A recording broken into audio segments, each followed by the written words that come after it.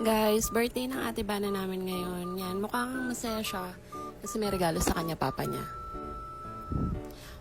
Wow. Sana all. Mapapasana all ka na lang talaga, guys. Pag ganyan naman talaga regalo sa'yo. So, ayan. Yan naman yung regalo ko sa kanya. Wala kasi akong pera, kaya ganyan lang. Pero mukha naman nagustuhan niya, guys. Wala kasi ako napiling ibang color. White and purple lang kasi yung available. So, yung purple na lang kasi mahilig talaga siya sa purple. So, ito guys, parang merong naiinggit na bata. Pero next week, birthday naman na niya. Tapos ito guys, hindi na talaga kami maghahanda talaga. Wala na talagang plano na maghanda kasi nga, nag-request sila ng aso na lang. So, ayan, bumili na lang ako ng pansit sa Capitol. Yung kasya lang sa aming 5. Ewan ko ba, pero sarap na sarap kasi ako sa pansit ng Capitol. Masarap talaga siya, guys.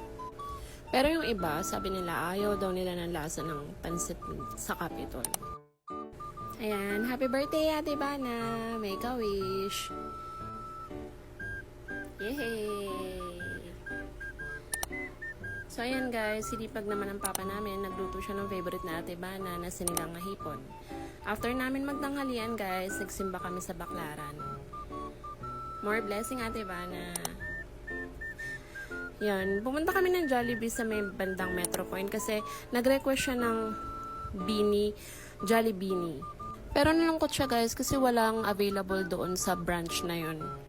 So lumipat kami ng ibang branch ng Jollibee guys. Dito naman sa may bandang Feltranco. Nagtanong muna kami sa crew kung may available doon. So, yun nga, meron daw available. So, ayan, happy sila.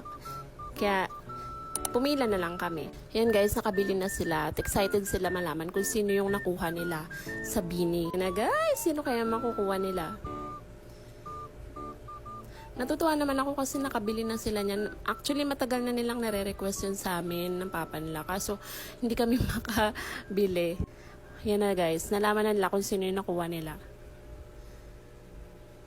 Mukhang hindi yung bias nila yung nakuha nila guys. Pero masaya pa rin naman sila. Wow. Happy naman din si Sabana. Happy birthday Ate Bana. Thank you for watching. Thank you guys.